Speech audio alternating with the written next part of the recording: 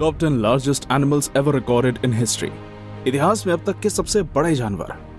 दोस्तों, हमारी इस धरती पर जानवरों का वजूद हम इंसानों से भी पहले का रहा है। आज इस दुनिया में जानवरों की तरह तरह की प्रजातियां पाई जाती हैं और आज से लाखों साल पहले भी कई तरह के विशालकाय जानवर इस धरती पर निवास करते थे। तो चलिए, क्योंकि हम आपको बताने वाले हैं धरती के सबसे बड़े जानवरों के बारे में। 10. द सार्कोस्कस। सार्कोस्कस नाम की मगरमच्छ की यह प्रजाति आज से करीब 112 मिलियन साल पहले हुआ करती थी, जिसकी लंबाई लगभग 40 फुट के करीब हुआ करती थी। और यह प्रजाति अभी तक की मगरमच्छ की सभी प्रजातियों से विशाल हुआ करती थी। इसकी बाइट की ताकत लगभग 9 टन की थी, जो कि आज के आम मगरमच्छ की तुलना में बहुत अधिक थी, और इसका वजन लगभग 4.3 टन हुआ करता था। सार्कोस्कस नाम के इस जीव के पहले अवशेष 1946 से 1959 तक सहारा में फ्रांसीसी जीवाश्म विज्ञानी एल्बर्ट फेलिक्स डी लैप्रेंट के नेतृत्व में कई अभियानों के दौरान खोजे गए थे। ये जीव दुनिया के सबसे बड़े जीवों में से एक था, जिसकी तुलना में आज लगभग कोई भी जीव नहीं है। सार्कोस्कस नाम के इस जीव के जबड़े में ऊपर के प्रत्येक पक्ष में 35 और निचले जबड़े के प्रत्येक पक्ष में 31 दांत होते हैं। और तो और दोस्तों, इस जीव का जबड़ा इतना ताकतवर होता है कि एक इंसान की हड्डी को एक बार में चकनाचूर कर सकता है। 9. द पैरासेराथेरियम। पैरासेराथेरियम एक बहुत ही विशाल आकार की गेंडे की प्रजाति हुआ करती थी, जो कि अब विलुप्त हो चुकी है। इस जानवर की ऊंचाई लगभग 26 से 40 फुट और इसका वजन करीब 20 टन हुआ करता था। पैरासेराथेरियम को नियर हॉर्न बीस्ट और इंड्रिकोथेरियम के नाम से भी जाना जाता है। इस जानवर की गर्दन एक जिराफ की तरह लंबी होती थी और यह जानवर दुनिया के सबसे विशाल जानवरों में से एक था। दोस्तों, अब मैं आपको इस जानवर की एक खास बात बताने जा रहा हूं, जो कि इसे अन्य जानवरों से अलग बनाता था। ये जानवर देखने में किसी न किसी प्रकार से एक डायनासोर के आकार के होते थे और इनके पैर काफी लंबे लंबे होते थे, बिल्कुल एक खंबे की तरह।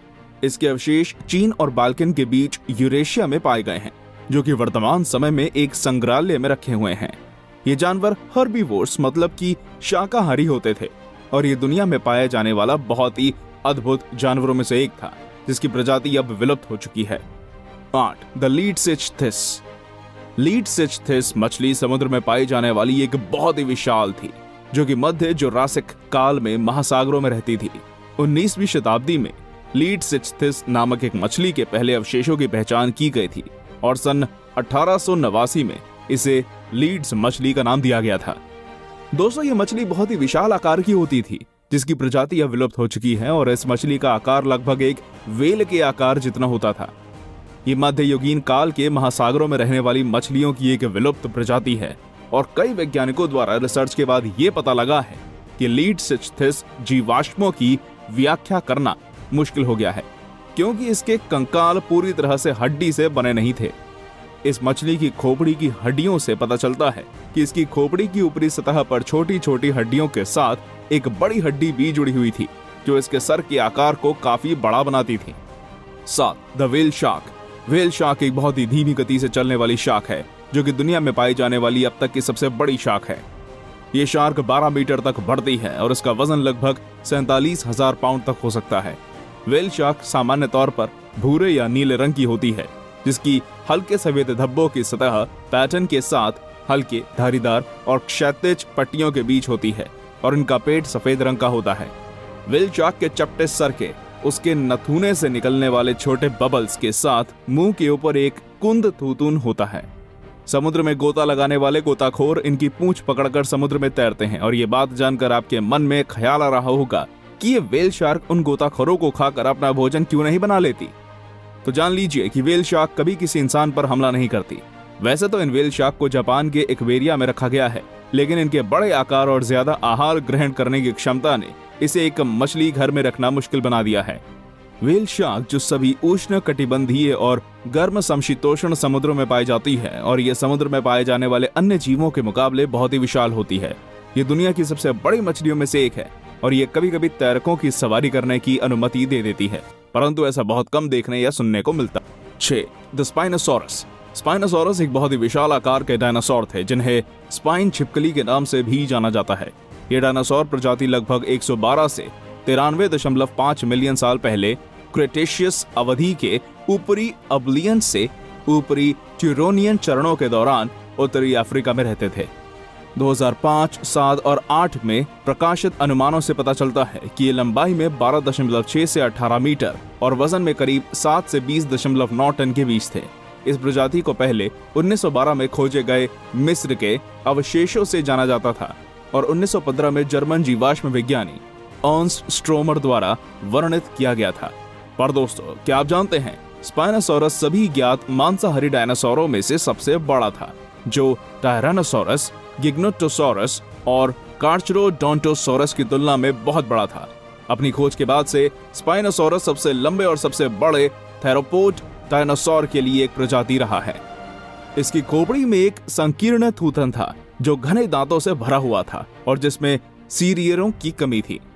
स्पाइनोसॉरस ने अपना नाम डायनासोर परिवार स्पाइनोसॉरिडो को दिया और ये 2001 की फिल्म जुरासिक पार्क 3 में दिखाई दी, जिसमें टायरानोसॉरस की मुख्य प्रतिद्वंदी के रूप में प्रतिस्थापित किया गया था।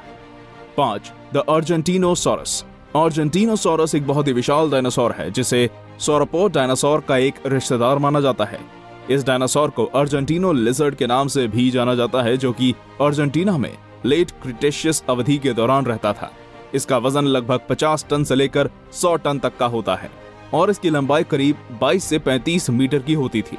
अर्जेंटिनोसॉरस एक शाकाहारी डायनासोर था जो कि क्रिटेशियस काल में रहता था और दक्षिण अमेरिका में बसा था। इसके जीवाश्म अर्जेंटीना जैसे स्थानों पर पाए गए हैं। ये डायनासोर हमारी पृथ्वी पर आज से करीब 99 मिलियन साल पहले हुआ करते थे, जो कि सभी विशाल डायनासोर से कई गुना विशाल होते थे। इसकी सबसे तेज चलने या दौड़ने की रफ्तार 5 मीटर प्रति घंटा यानी कि एक कछुए की रफ्तार जितनी होती थी।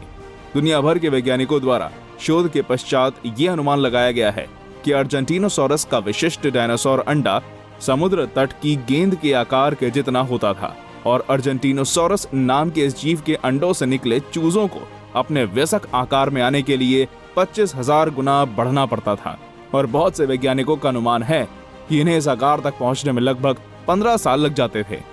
पहली अर्जेंटिनोसॉरस की हड्डी को 1987 में एक किसान गुइलेर्मो हेरेडिया ने अपने खेत लास ओवरास पर 8 किलोमीटर की दूरी पर न्यूक्वाइन प्रांत अर्जेंटीना में प्लाजा हुआनकुल के पूर्व में खोजा था, जिसे अब फाइबुला बछड़ा की हड्डी माना जाता है। 4. The megalodon. मेगालोडॉन बहुत ही बड़े दांतों वाला शार्क की एक विलुप्त प्रजाति है जो कि धरती पर प्लियोसीन के प्रारंभिक मियोसीन के दौरान लगभग 23 से 3.6 मिलियन साल पहले रहती थी। इसके दांत इतने मोटे और मजबूत थे जो शिकार को पकड़ने और हड्डी तोड़ने के लिए जरा भी वक्त नहीं लेते थे। यह पूर्व में परिवार लामनिडे की सदस्य है और महान श्वेत शार्क का करीबी रिश्तेदार मानी जाती थी। इसे विश्व के सबसे बड़े जीवों में माना गया है। इसकी अधिकतम लंबाई का अनुमान 18 मीटर और औसत लंबाई का अनुमान 10.5 मीटर है।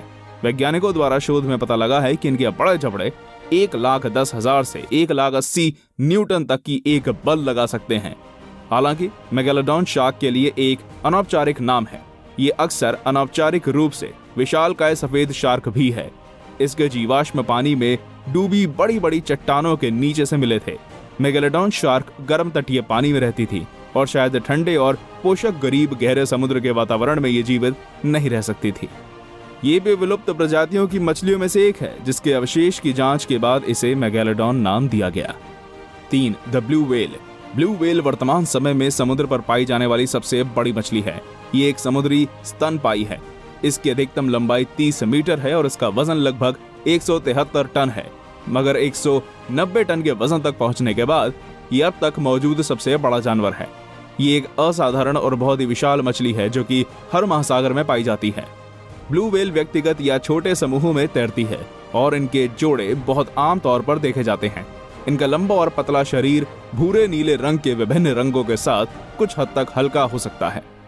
लगभग 2000 ब्लू व्हेल कैलिफोर्निया तट से दूर रहती हैं और मेक्सिको और कोस्टा रिका की ओर पलायन करती हैं। जब ब्लू व्हेल का बच्चा पैदा होता है तो वो लगभग 7 मीटर लंबा होता है और इसका वजन लगभग 2722 किलोग्राम होता है, जो कि एक इंसान से आकार में 8 से 9 गुना तक बड़ा होता है। ये लगभग 25 से 30 इंसानों को एक साथ खाने की ताकत रखती है और इसका जबड़ा एक मगरमच्छ के जबड़े के मुकाबले कई गुना ताकतवर होता है। आज महासागरों में 8000 से 9000 ब्लू व्हेल मौजूद हैं, जिन्हें एक लुप्तप्राय प्रजाति माना जाता है। 2. एम्फिकोलियास फ्रैगिलिबस। एम्फिकोलियास एक बहुत ही विशाल डायनासोर की प्रजाति थी जो कि आज से लगभग 150 मिलियन साल पहले हुआ करती थी। ये प्रजाति डायनासोर युग की एक बहुत ही खतरनाक प्रजाति थी। इन डायनासोर का वजन लगभग 150 से 222 टन के बीच हुआ करता था। एम्फिकोलियास का आकार मध्यम होता है जो कि 25 मीटर लंबा होता है। इसकी पूंछ लगभग 32 मीटर लंबी होती थी। सन 1887 में कोइलोन सिटी के करीब कोलोराडो में रॉक आउटक्रॉप्स में ऑरेमेल विलियम लुकास द्वारा इसके कई जीवाश्मों की खोज की गई थी और 1887 में इसकी खोज के तुरंत बाद एडवर्ड ड्रिंकर कोप द्वारा इसे वर्णित किया गया था। वैज्ञानिकों के अनुमान के अनुसार ये जानवर 190 फीट की लंबाई के साथ सबसे लंबे समय तक ज्ञात जानवर था। 1. The Titanoboa. टाइटेनोबोआ बहुत बड़े सांपों की एक विलुप्त प्रजाति है जो कि पूर्वोत्तर कोलंबिया में गुजीरा में रहती थी। ये 42 फीट तक लंबे हो सकते थे और इनका वजन लगभग 1135 किलोग्राम तक हो सकता था। 22 मार्च 2012 को 14 मीटर और 1135 किलोग्राम का एक पूर्ण पैमाने पर मॉडल प्रतिकृति टाइटेनोबोआ को न्यूयॉर्क सिटी, न्यूयॉर्क में मिड टाउन मैनहट्टन में ग्रैंड सेंट्रल टर्मिनल में प्रदर्शित किया गया था। इसके जीवाश्म सेरेज़ोन फॉर्मेशन में पाए गए थे।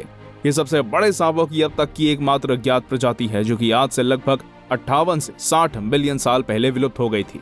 ये आधुनिक काल के विशाल एनाकोंडा के रूप में केवल 2 बार लंबे और 4 गुना भारी थे और ये भी सामान्य अवसर पर बड़ी मछली खाते थे। टाइटेनोबोआ विषैले नहीं थे। ये अपने शरीर को इस प्रकार से जकड़ते थे कि उसकी सांस रुक जाए और वह उसे आसानी से खा सके। ये सांप आज के सांपों के मुकाबले 100 गुना ताकतवर था। इस सांप को पहली बार 2009 में वर्णित किया गया था। दोस्तों, अब आपके मन में ये ख्याल जरूर आ रहा होगा कि टाइटेनोबोआ विलुप्त कैसे हुआ।